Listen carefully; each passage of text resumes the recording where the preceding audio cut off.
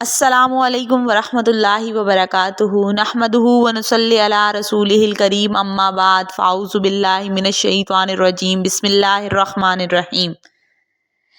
پچھلی ویڈیو میں ہم نے علم تجوید کی اہمیت اور ضرورت کے بارے میں پڑھا تھا۔ اس ویڈیو میں ہم علم تجوید کے ارکان کے بارے میں پڑھیں گے۔ ارکان تجوید کتنے ہیں؟ ارکان تجوید 4 ہیں۔ نمبر 1 حروف کے مخارج کو جاننا، نمبر 2 حروف کی صفات کو جاننا، نمبر 3 حروف کے تمام احکامات کو جاننا، نمبر 4 حروف کی صحیح ادائیگی کو جاننا۔ قرآن پاک اللہ کی پسندیدہ آسمانی کتاب ہے اور اس کا صحیح طریقے سے پڑھنا نہایت بابرکت ہے۔ صحیح سے پڑھنے سے مراد اس کے الفاظ کی درست ادائیگی اور یہ اسی صورت ممکن ہے کہ جب ہمیں یہ بات معلوم ہو کہ حروف تہجی کی درست ادائیگی کیسے کرنی ہے اور کون سا لفظ کیسے ادا کرنا ہے۔ تو آئیے دیکھتے ہیں۔ عربی حروف کے مخارج۔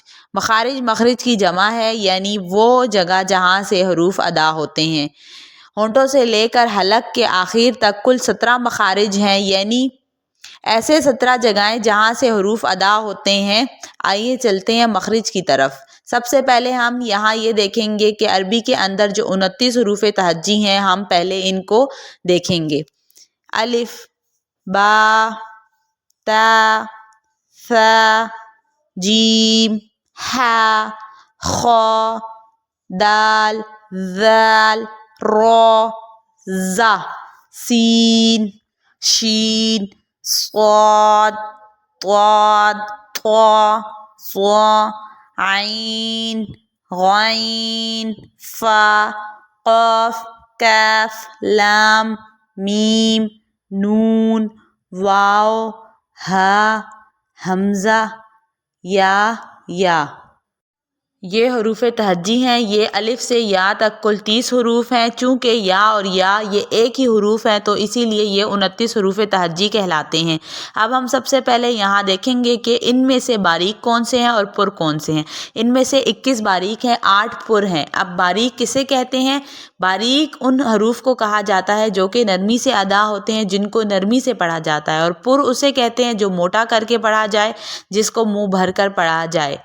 اب ہم ان میں سے پہلے وہ حروف دیکھیں گے جو کہ پر حروف ہیں، جن کو موٹا پڑھا جاتا ہے۔ خا، را، طا، ثا، غین، صاد، طاد، قاف۔ اب یہ 8 پر ہیں اور باقی جو بچے ہیں وہ باریک ہیں، جیسا کہ الف، با، تا، ثا، جیم، ہا، دال، ذال، زا، سین، شین، عین، فا، کاف، لام، میم، نون، واو، ہا، حمزہ، یا۔ اب ان کی مشق ہم اگلی ویڈیو میں کریں گے۔ تب تک کے لیے اجازت چاہتی ہوں۔ اگر آپ کو میری ویڈیو اچھی لگی ہو تو میری ویڈیو کو لائک اور میرے چینل کو سبسکرائب کر دیجیے گا اور دوسروں کے ساتھ شیئر بھی کر دیجیے گا۔ جزاک اللہ خیر۔